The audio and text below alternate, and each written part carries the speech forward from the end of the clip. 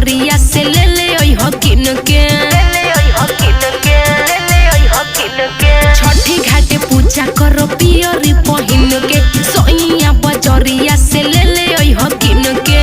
अइबे त बेदिया बनाई बेकराब अइबे त बेदिया बनाई बेकराब फोन कइलू त घरवा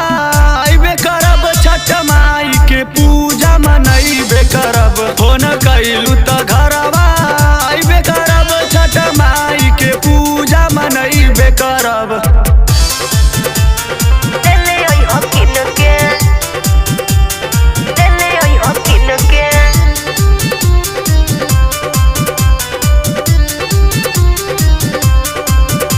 छोटी घाट बरती का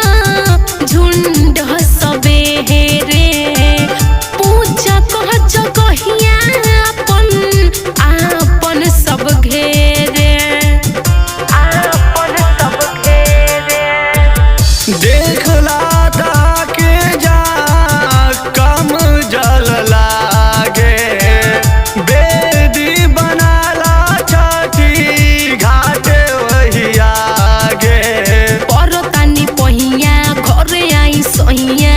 मनमा के सरदा पुरई बेकराब मनमा के सरदा पुरई बेकराब फोन कइलू त घरवा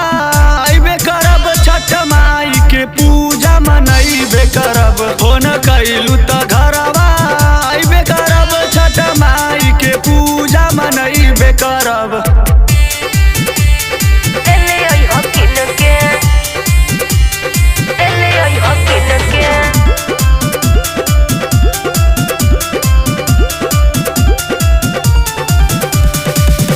कविराम प्रसाद काजल अरग के समैया टेढ़ुआ बाबा आदित्य देव होई है सहैया बेदी बनवला भेज के देवरा विशाल के आइब राग देवे मौका निकाल के छोटी घाटी कहाँ चल डीजे बाजा बहजल साथे में ठुमका लगाई बेकराब साथे में ठुमका लगाई बेकराब फोन कइलू त घरवा अइबे करब छठ माई के पूजा मनई बेकराब फोन कइलू त घरवा